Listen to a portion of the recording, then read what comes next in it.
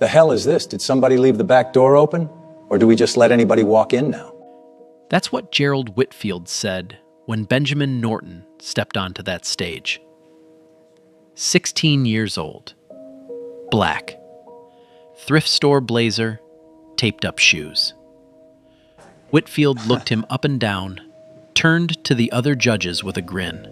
Damn, they got this kid out here looking like a whole charity case.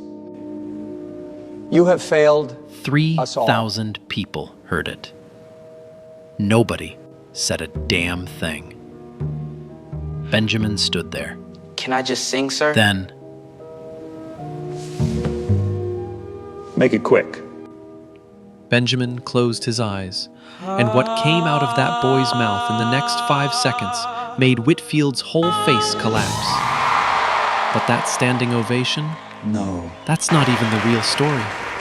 What Whitfield did to this kid behind closed doors after that night, that's the part that'll make your blood run cold. Damn! On live TV, to a kid. And trust me, what comes next will make your blood boil even more. 6 months before that audition, Benjamin Norton was nobody. Not nobody in the dramatic way people say it. Nobody in the way that means the world literally did not know he existed. Garfield Heights, Cleveland, Ohio. If you've never heard of it, that's the point. Half the storefronts have plywood where glass used to be. The only buildings open past dark are the churches and the liquor stores. That's where Benjamin lived, in a 2-bedroom house with peeling wallpaper, a leaky roof his grandmother patched with duct tape every spring, and not much else. Dolores Norton was 71, walked with a cane, hands swollen with arthritis, and she had raised that boy alone since he was 9, since the day her daughter Clara died. Clara Norton was a singer, not famous, not recorded. She sang at Mount Calvary Baptist Church on Sundays and community centers on weeknights, and people who heard her said she had the kind of voice that made you forget where you were. She never got a stage bigger than a church basement, never got paid more than a handshake and a plate of food, and when she got sick, pneumonia, the kind that starts like a cold and ends like a funeral, she didn't see a doctor, because there was no money for that. By the time someone drove her to the emergency room, it was already too late. Benjamin was 9. He stopped talking for 3 weeks after she died. But Dolores noticed something. Late at night, when the boy was asleep, he would hum. Not random melodies, his mother's songs. The exact ones Clara used to sing at Mount Calvary, note for note, breath for breath, like her voice had crawled inside his chest and refused to leave. Dolores knew what she was hearing. She had directed the gospel choir at Mount Calvary for 22 years. She knew the difference between a kid who could carry a tune and a kid who carried something God doesn't hand out twice. So she went to a pawn shop on East 131st Street and bought a second-hand electronic keyboard for $40. It was missing 3 keys, C sharp, F, and B flat. Benjamin taught himself to play around the gaps, developing a fingering style so unusual that it would later make trained musicians stop and stare. He never had a lesson. Not one. Everything he knew came from 2 places: the memory of his mother's voice and the patience of a grandmother who believed in him when the rest of the world didn't even see him. For 7 years, that was it. Benjamin sang at church, played that broken keyboard in the living room, went to school, kept his head down, and never told a soul what he could do. Because in Garfield Heights, dreams like that got you laughed at. And Benjamin already knew what that felt like. Then, one afternoon, Dolores saw a flyer at the grocery store. American Prodigy, a nationally televised talent competition, holding open auditions in Cleveland. Entry fee? $35. $35 might as well have been $35,000 in that house. But Dolores baked sweet potato pies and pound cakes, sold them after church 3 Sundays straight until she had the money. She filled out the application herself because Benjamin said he didn't want to go. She told him, "Your mama never got a stage. You're getting one, even if I have to drag you there myself." The morning he left, she took a small gold pin from inside her Bible and pinned it to the inside of his blazer lapel. "Your mama wore this the last time she ever sang. You carry her with you." Benjamin touched it through the fabric, but didn't look at it. He counted out $3.42 in coins for the bus, taped the inside of his shoes one more time, and walked out the door. No coach, no resume, no training. The application asked for his musical background. He wrote 2 words: self-taught. Church. That's who walked onto that stage. That's who Gerald Whitfield looked at and called a charity case. Audition day. Benjamin took 2 buses and arrived at the Cleveland Convention Center at 6:45 in the morning. The line already wrapped around the building. Hundreds of contestants. Some had vocal coaches walking beside them, whispering last-minute instructions. Some had parents carrying garment bags and instrument cases. Some were doing warm-up scales in the parking lot like they'd been doing this their whole lives. Benjamin stood in line, alone, with nothing but the clothes on his back, his grandmother's gold pin hidden under his lapel, and a crumpled piece of paper folded tight in his pocket. They gave him contestant number 314. In the holding area, he sat down on a metal folding chair. The kid next to him was wearing a tailored navy suit that probably cost more than 3 months of Dolores's grocery budget. Tommy Slater, 18, Connecticut. He had an entourage, a vocal coach, a manager, a woman adjusting his collar. Tommy glanced at Benjamin, looked down at his shoes, and turned away without a word. Not mean about it, just dismissive. Like Benjamin wasn't even in the conversation. Like he didn't register as someone who could possibly be competition. A production assistant came by with a clipboard and handed Benjamin a form. Training background, it said at the top. Spaces for vocal coaches, music schools, performance history, awards. Benjamin stared at the blank lines for a long moment. Then he picked up the pen and wrote, "Self-taught, church choir." The PA took it back, read it, raised one eyebrow, and moved on without saying anything. Somewhere out in the auditorium, in row 12, a woman in a dark blazer sat watching the contestant lineup with a kind of focus that didn't match the casual energy of the crowd around her. She had a small notebook open on her knee and her phone angled toward the stage. Nobody noticed her. Nobody had any reason to. Not yet. The hours crawled by.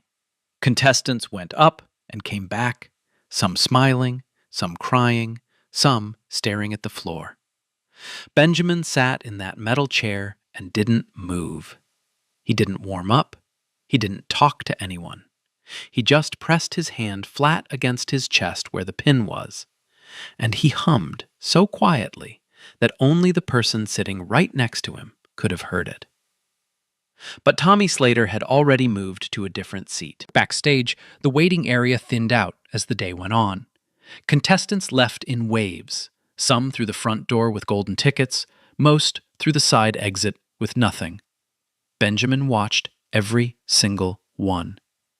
Then Tommy Slater's name was called. Benjamin stood near the wings and watched through a gap in the curtain. Tommy walked on stage like he'd been born there. Straight back, easy smile. The kind of confidence that comes from knowing you've been prepared for this moment your entire life. He opened his mouth and delivered a performance that was technically flawless. Every note placed, every breath controlled, every phrase polished smooth by years of expensive training.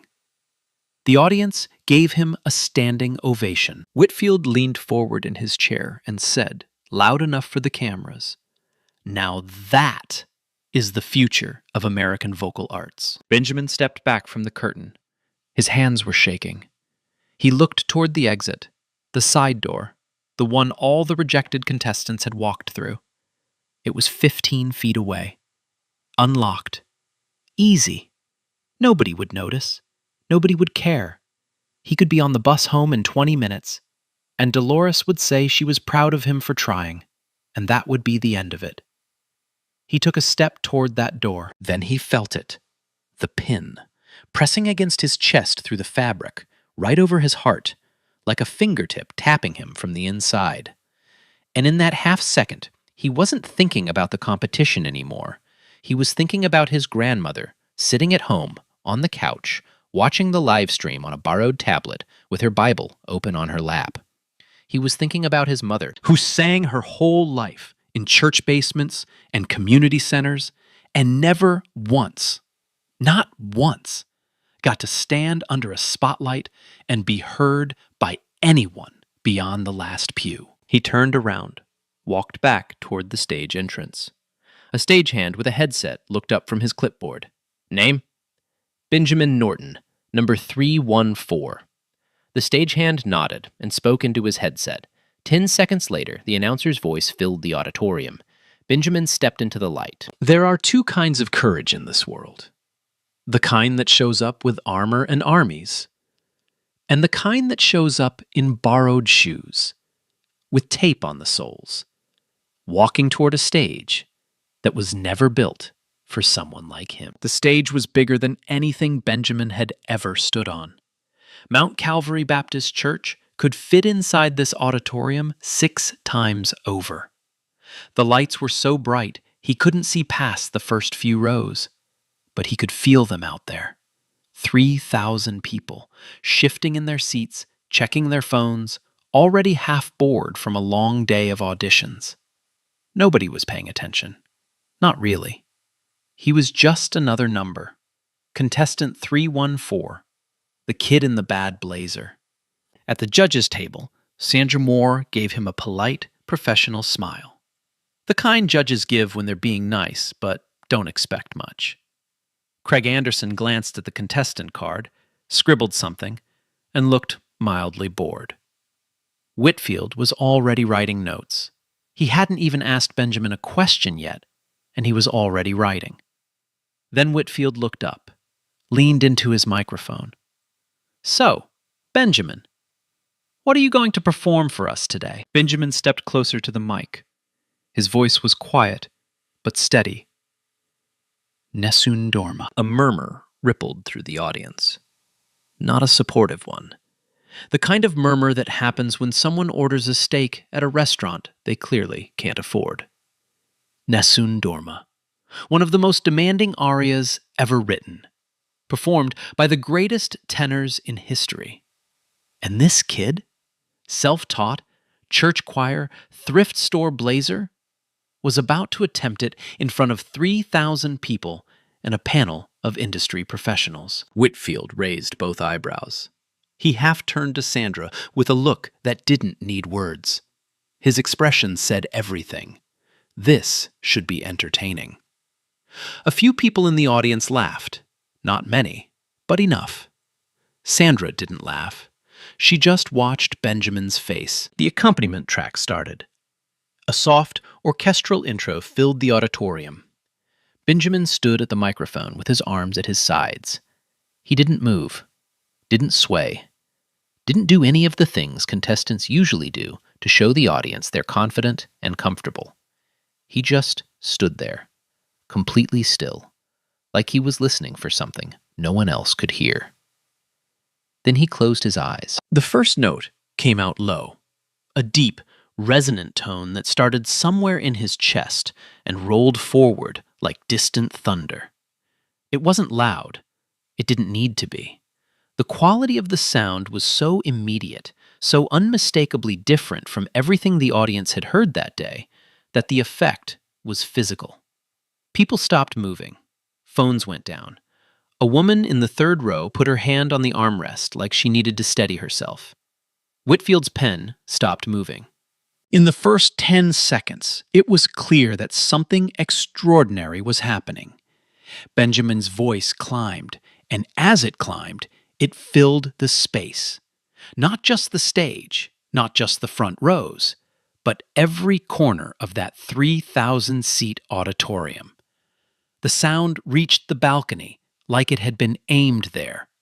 No strain, no force, just this enormous, effortless wave of sound coming from a boy who had never set foot inside a voice studio. Sandra Moore's hand rose slowly to her mouth. By 30 seconds, the audience had stopped being an audience. They weren't evaluating anymore. They weren't judging. They were just listening. Because what was happening on stage had crossed the line from performance into something else, something harder to name. Benjamin wasn't showing off technique. He wasn't trying to impress anyone. He was singing to someone who wasn't in the room.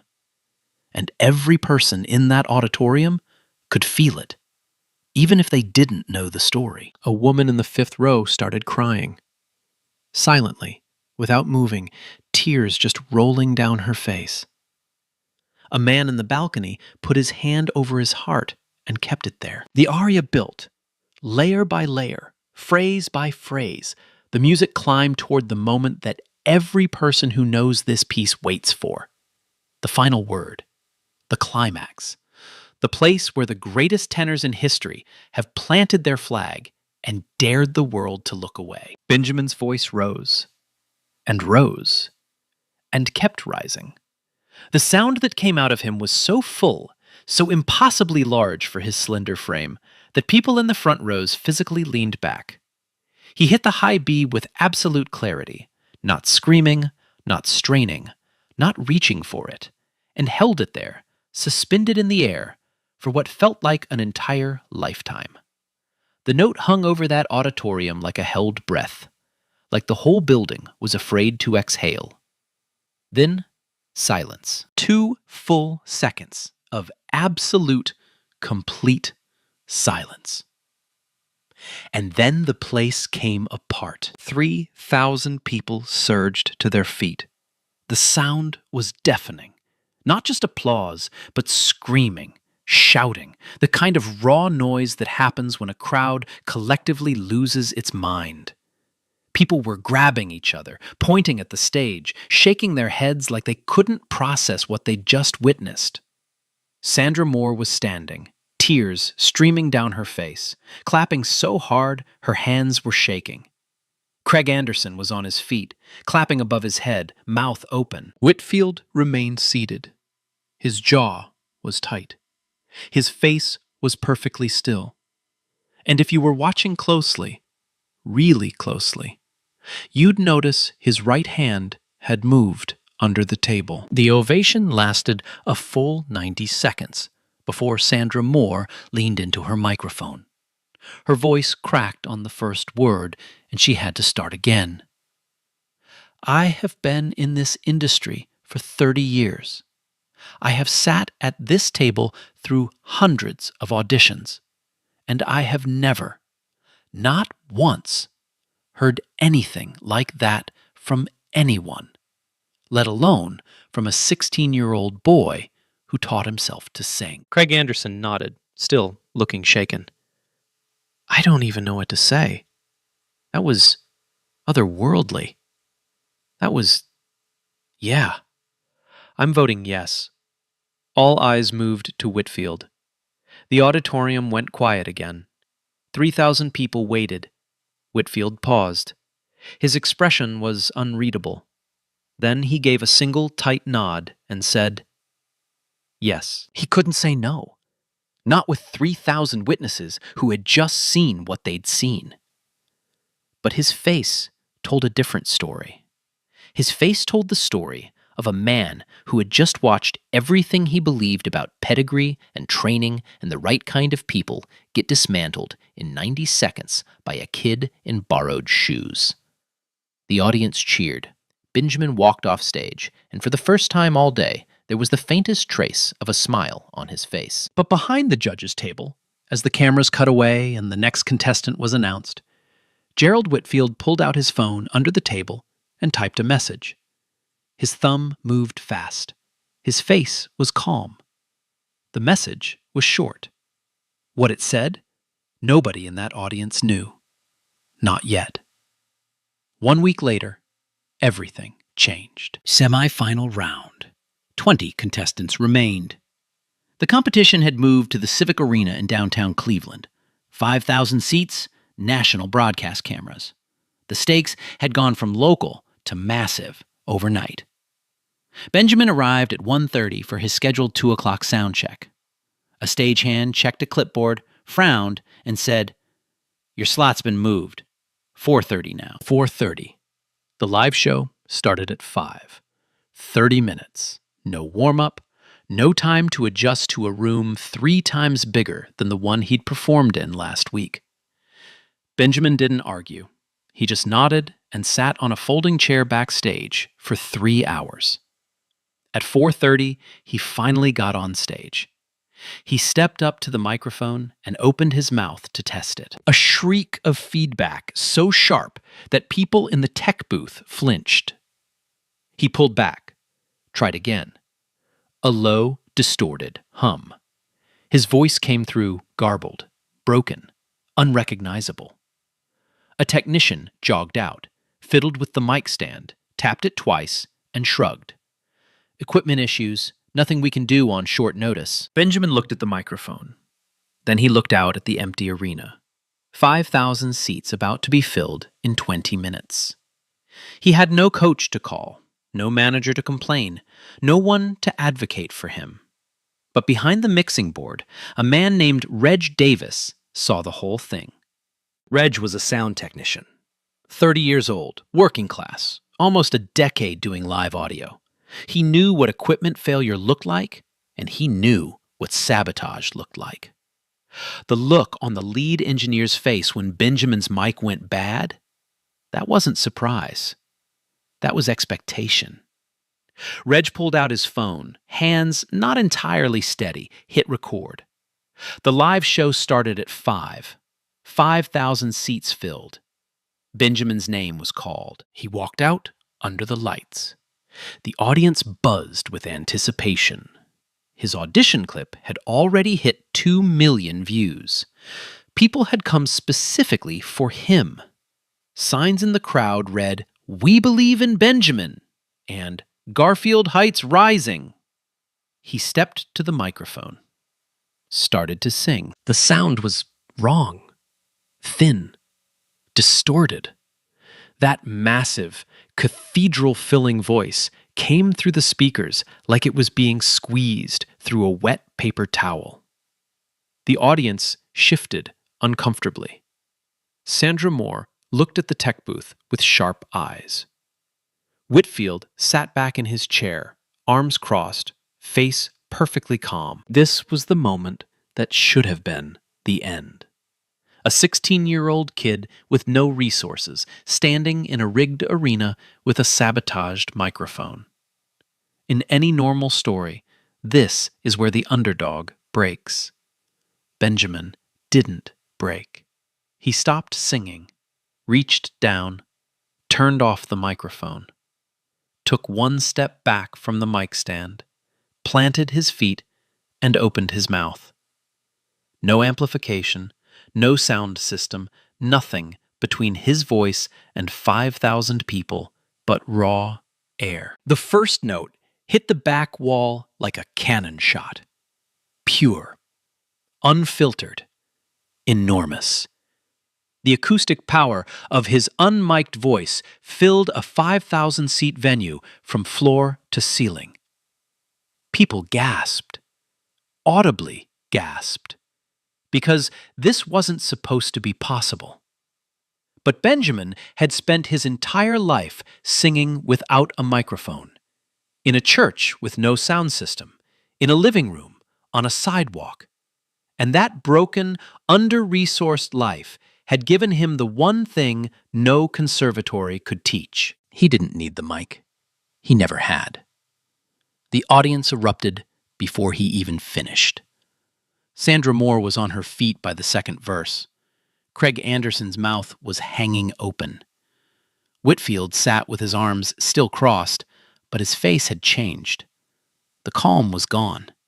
Something harder and more dangerous had replaced it. He voted no. The first dissenting vote Benjamin had received. Sandra and Craig overruled him 2-1. Benjamin advanced to the finals. But backstage, after the cameras stopped, Reg Davis sat in his car in the parking garage and watched the footage on his phone 3 times. His hands were still shaking. He knew what he had. He just didn't know yet what to do with it. That night, after the arena emptied and the crew broke down the stage, Benjamin walked 6 blocks to find a payphone. He didn't have a cell phone, never had one. He fed quarters into the slot and dialed the only number he knew by heart. Dolores picked up on the first ring. She'd been sitting by the phone since 5 o'clock, watching the live stream on a borrowed tablet propped against a stack of hymnals on the kitchen table. The moment she heard his voice, she started crying. Not sad crying, the kind of crying that comes from a place so deep it doesn't have a name.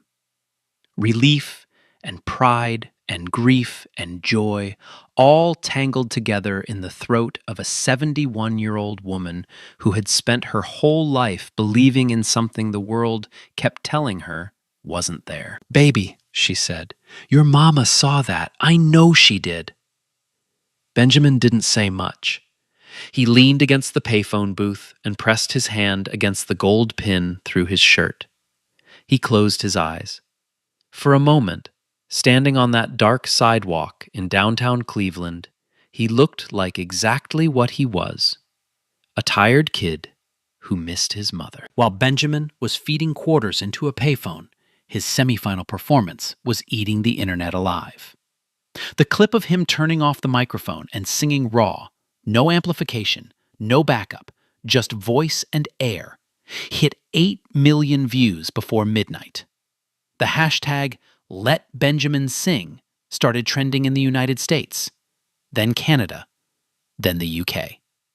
Vocal coaches posted reaction videos with their jaws on the floor. Music critics who hadn't watched the show in years were writing threads about his breath control, his range, the impossible physics of an untrained voice filling a 5,000-seat arena without a sound system. A retired Metropolitan Opera director posted a single sentence that got shared 200,000 times. "I haven't heard a natural instrument like this in 40 years. Benjamin didn't see any of it. He didn't have a phone to see it on, but other people did. Back at the arena, Tommy Slater was sitting alone in his dressing room with the door half open when he heard 2 voices in the hallway. One of them was Whitfield. The other was a producer. Tommy couldn't make out every word, just fragments. Enough fragments. His face changed. He stood up, walked toward the door like he was going to step out and say something. Then he stopped, his hand on the door frame, his jaw tight. He sat back down. Whatever he heard, he wasn't ready to deal with it. Not yet. And somewhere in Cleveland, Gerald Whitfield sat in the back seat of a black car, scrolling through the trending hashtag on his phone, watching the numbers climb. His face was lit blue by the screen. His expression was perfectly controlled, but his thumb was pressing hard enough to leave marks on the glass. Benjamin Norton had survived. But surviving and winning are 2 very different things, and Gerald Whitfield was not a man who lost gracefully. 2 days before the finale, Gerald Whitfield made his move. Not the clumsy, impulsive kind of move that gets a man caught, the calculated kind. The kind that comes from decades of navigating boardrooms, contracts, and the quiet machinery of power that most people never see. Whitfield had been in this industry for 35 years. He knew how to destroy someone without leaving fingerprints. It started with a phone call. Whitfield contacted the show's executive producers and proposed a format change for the finale.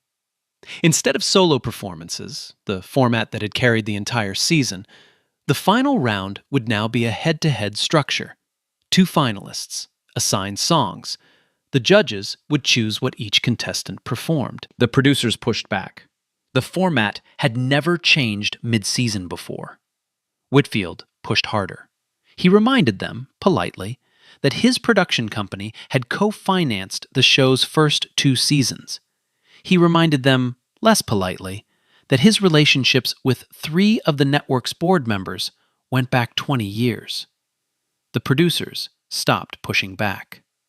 The new format was announced the next morning, and the song assignments told the whole story. Tommy Slater received a contemporary pop ballad, melodic, emotional, crowd-friendly. The kind of song that practically sings itself if you've got decent pitch and a good smile.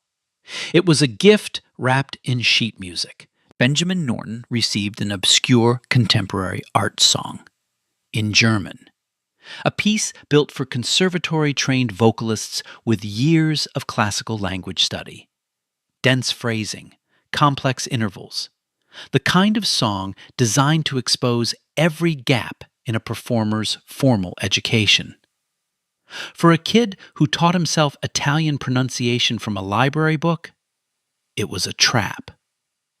But the sabotage went deeper than song selection. That same afternoon, backstage at the Civic Arena, Reg Davis was running cable checks when he heard voices coming from behind a curtain near the loading dock. He recognized Whitfield's voice immediately, that smooth, boardroom baritone that never rose above conversational volume, even when it was saying something ugly. Reg stepped closer. He pulled out his phone. He pressed record. What he captured in the next 45 seconds would eventually be seen by millions of people. Whitfield was talking to a member of the audio crew. Not asking, telling. Set his monitor levels wrong. I want him pitchy. I want him uncomfortable. By the time he's halfway through the second verse, I want him doubting every note coming out of his mouth. The crew member hesitated. Mr. Whitfield, if anyone finds out, nobody's going to find out. The kid has no manager, no agent, no one in his corner who knows how any of this works. He'll think he had a bad night. Everyone will think he had a bad night. That's all. Reg's phone caught every word. His hand was shaking, but the audio was clear. And then Whitfield said something else. Something that cracked the whole thing wide open. I know that family. The grandmother, Dolores Norton. She ran a church choir out of some basement in Garfield Heights 20-some years ago. Her little choir beat a group I was consulting for at a regional gospel competition. Cost me a client. Cost me a fee. I told myself back then that the Nortons had seen the last stage they'd ever stand on. He paused.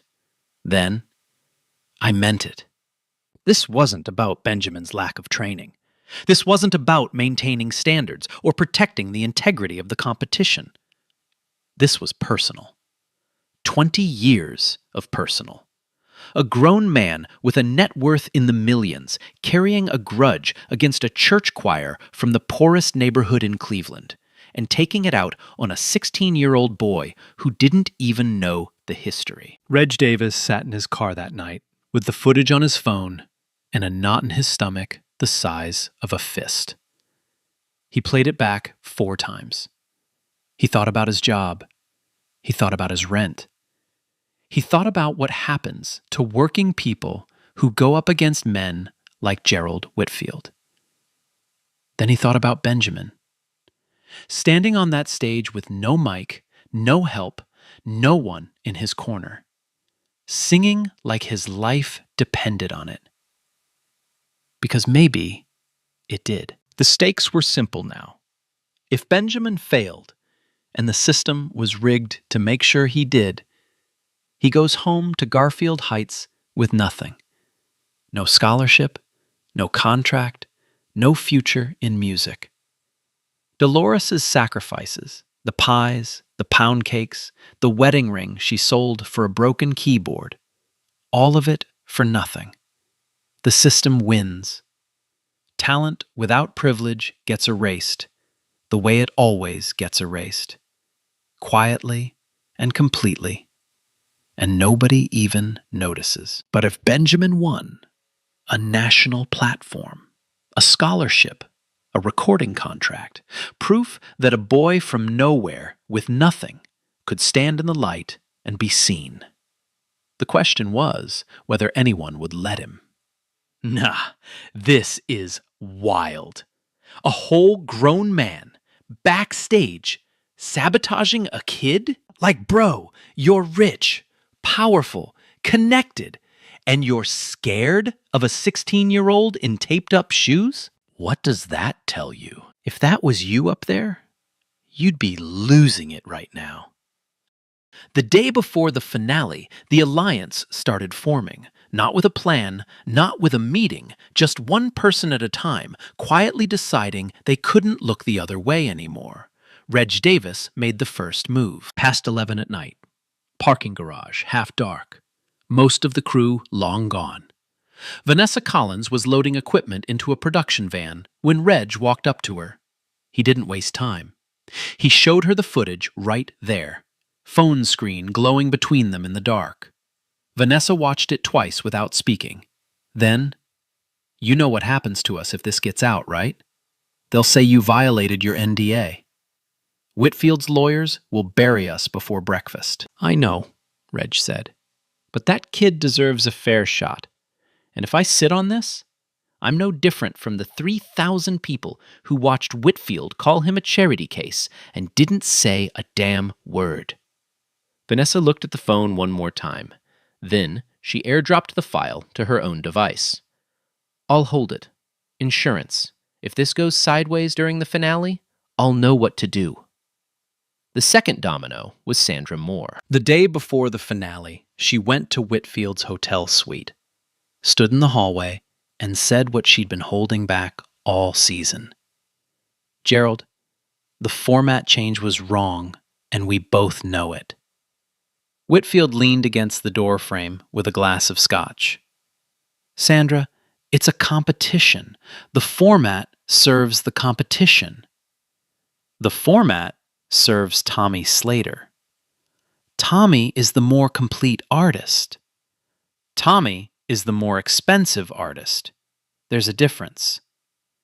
Whitfield's expression went cold. "Be careful, Sandra. You've had a nice long career. Let's keep it that way." Sandra left without another word, but she'd made her decision. Tomorrow night, whatever Whitfield tried, she would use every ounce of her platform to protect Benjamin's performance. She was done bending. The third wave came from the contestants themselves. 3 semi-finalists who'd been eliminated in earlier rounds found Benjamin backstage during the final rehearsal block. He was sitting alone in a practice room, working through the German art song with a pronunciation guide he'd printed at the public library. Exhausted, scared, running out of road. Ellie Taylor, cut in the quarterfinals, singer-songwriter from rural Kentucky, sat down next to him. "We just want you to know, you sing for all of us who never got a fair shake." Benjamin looked at her for a long moment, then quietly, "Thank you."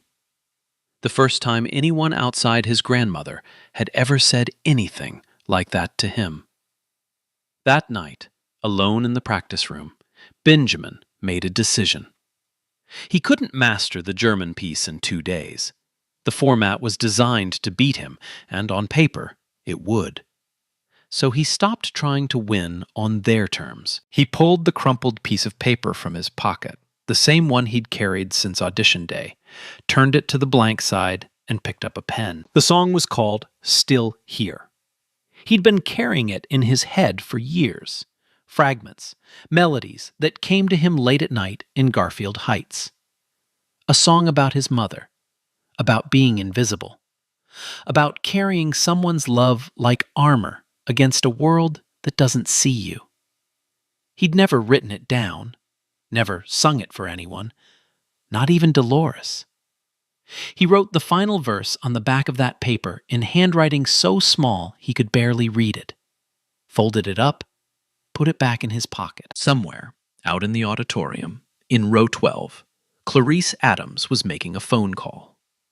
The woman with the dark blazer and the notebook, the one nobody had noticed since audition day. A talent scout for Atlantic Records. She hadn't been sent by the show. She'd come on her own after hearing a clip of Benjamin singing at Mount Calvary on a local radio station. She'd been building a file for weeks. Performance notes, vocal analysis, market projections. She wasn't waiting for the competition to decide Benjamin's future. She was building her own verdict. Tomorrow night, 5,000 people would fill the Civic Arena. Benjamin Norton would walk onto that stage one more time. Sabotaged microphone, rigged format, a powerful man who wanted him gone. But this time, he wouldn't be alone. The Civic Arena was full. Every seat. 5,000 people packed into a building that hummed with the kind of energy you only get when a crowd knows it's about to witness something that matters. Outside, scalpers were getting 3 times face value. Inside, the air was thick with noise, conversations, camera flashes, the restless shuffling of people who had been waiting for this night since the semifinal clip hit 8 million views. The hashtag #LetBenjaminSing was trending #1 in the United States. It had been trending for 6 hours straight. The show was broadcasting live on national television. Millions were streaming. Entertainment journalists were lined up in the press section with their laptops open, refreshing social media feeds in real time. This was no longer a talent competition. This was an event. Tommy Slater performed first. He walked out in a perfectly tailored charcoal suit, hit his mark, smiled at the audience, and delivered exactly the kind of performance everyone expected. Technically excellent, emotionally competent. Every note in place, every transition smooth, every gesture rehearsed and polished to a shine. The pop ballad Whitfield had assigned him was built for this. Accessible, warm, the kind of song that makes people nod along and feel good without asking too much of them. The audience clapped warmly. Whitfield gave a glowing review. Sandra Moore gave measured, careful praise. Craig Anderson nodded politely. It was good. It was safe. And in about 4 minutes, nobody would remember a single note of it. Benjamin's name was called. He walked out from the wings in the same thrift store blazer, same taped shoes. The audience erupted before he even reached center stage. 5,000 people on their feet, screaming, holding signs, chanting his name. He stood at the microphone and waited for the noise to die down. It took almost a full minute. Then he began the German art song. The trap Whitfield had set for him. Benjamin sang it, and his pronunciation wasn't perfect. His phrasing was unconventional. A conservatory professor would have found things to correct. But his voice, that impossible, God-given instrument, turned every imperfection into something raw and honest and human. He wasn't performing the piece the way it was designed to be performed. He was performing it the way it was meant to be felt. The audience listened with respect. Sandra Moore nodded slowly. Whitfield sat with his arms crossed, a faint smirk returning to his face. He thought he'd won. Then, Benjamin's microphone died. Mid-breath, between phrases. 1 second his voice was filling the arena through the speakers, and the next, nothing. Dead air. The monitors went silent. The speakers hissed once and cut out. 5,000 people heard the silence hit like a wall. Benjamin stood there, the dead microphone in front of him.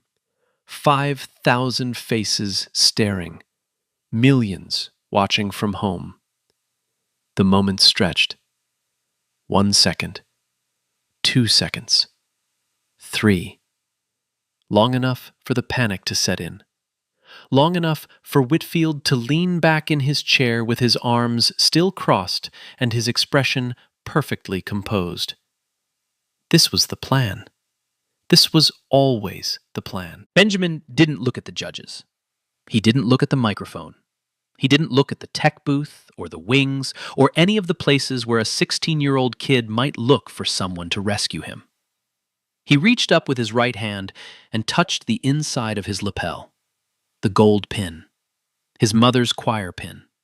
The last thing Clara Norton ever wore before she sang for the last time at Mount Calvary Baptist Church. He pressed it against his chest with his fingertips. Then he closed his eyes. And he started to sing. Not the German art song, not the assigned piece. Something no one in that building had ever heard before. Still here. No microphone, no accompaniment, no amplification. Just a boy's voice in a 5,000-seat arena, singing a song he wrote about his dead mother on the back of a crumpled piece of paper. The lyrics were simple, almost unbearably simple, about being invisible, about being told you're not enough by people who never bothered to listen, about waking up every morning in a house with a leaky roof and a broken keyboard and a grandmother who says your name like it means something, and choosing to believe her. About carrying someone's love with you even after they're gone, wearing it like armor, letting it make you brave when the world says you should be ashamed. The first verse landed in silence. Complete, breathless silence. 5,000 people frozen in their seats. By the second verse, the silence broke. Not with applause, with tears.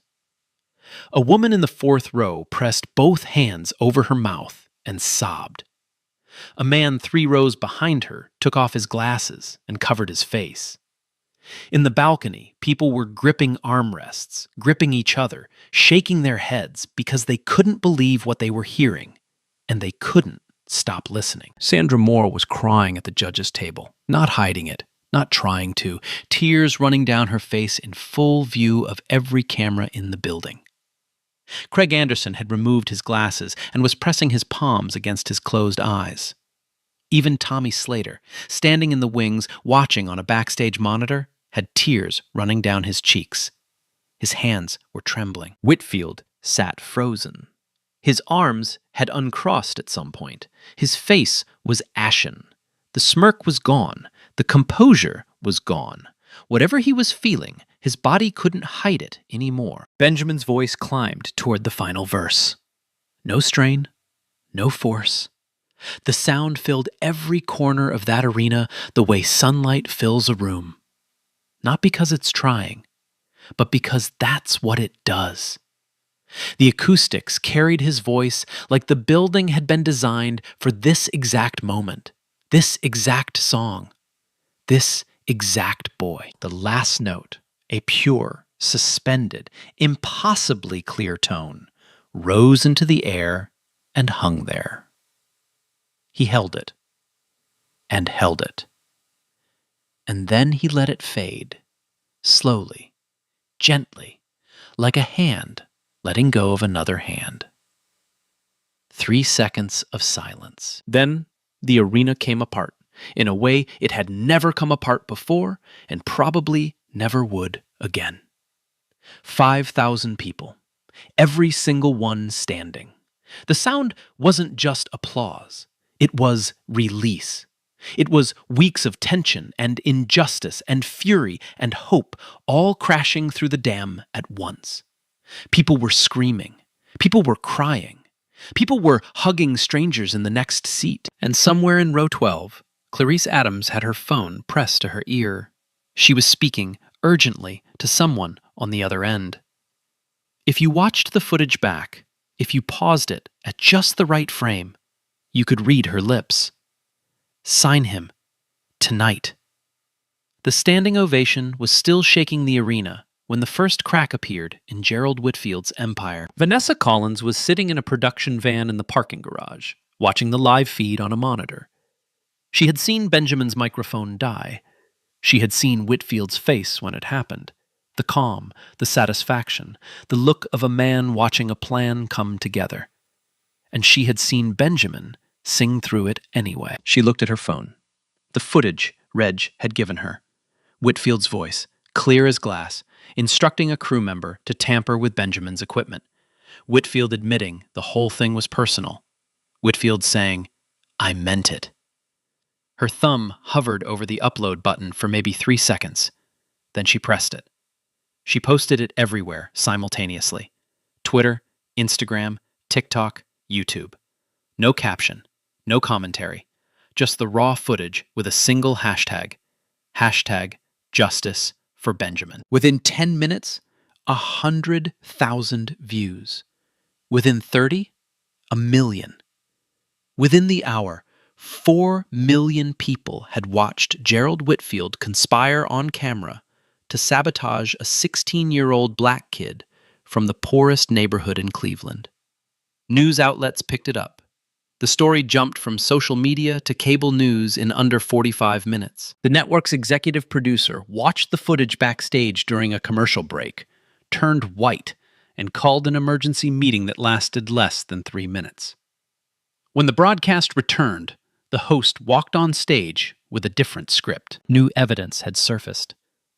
Judge Gerald Whitfield had engaged in deliberate interference with a contestant's equipment and manipulated the competition format for personal reasons.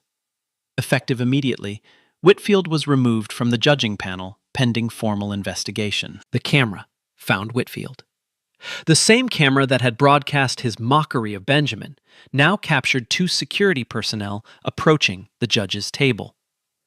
Whitfield stood slowly. His gold cufflinks caught the stage light one last time as he straightened his jacket, turned, and walked off without a word. The same auditorium, the same lights. But this time, the man in the expensive suit was the one being escorted out. Then, Tommy Slater did something nobody expected. He walked to center stage and asked for the microphone. "I knew something was wrong," he said, voice cracking. "I heard things backstage. I saw things. And I didn't say anything because I was scared." He paused. "I'm sorry." He turned to Benjamin and extended his hand. Benjamin looked at it for a moment. Then he shook it. The results were a formality. Sandra Moore and Craig Anderson voted unanimously. The audience poll came in at 92%. Benjamin Norton, contestant 314, self-taught, church choir, Garfield Heights, won American Prodigy. He received the $100,000 grand prize, a full music scholarship, and a recording contract. Not from the show's sponsor, but from Clarice Adams, standing in the wings with a folder she'd been building since audition day, representing Atlantic Records. Benjamin stepped to the microphone. "When I walked onto this stage the first time, someone told me this was a charity audition." A ripple moved through the crowd. "I want to say something to that person, and to everyone who ever looked at a kid from Garfield Heights and saw nothing. You were wrong. And I hope the next kid who comes from where I come from walks onto a stage somewhere and nobody laughs. Because talent doesn't come with a price tag, and dreams don't need permission." The arena rose one final time. Sandra Moore stood at the judge's table, applauding through tears.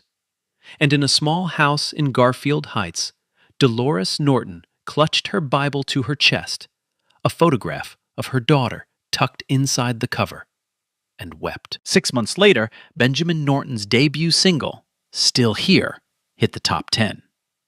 The song he wrote on the back of a crumpled piece of paper in an empty practice room the night before the finale. The song nobody had ever heard until his microphone died and he had nothing left but his voice. That song, top 10, 11 countries. He enrolled in a full scholarship music program that fall. First person in his family to attend college. Clarice Adams personally oversaw his recording contract with Atlantic Records, and the first thing she told the press was the same thing she'd said into her phone that night in row 12.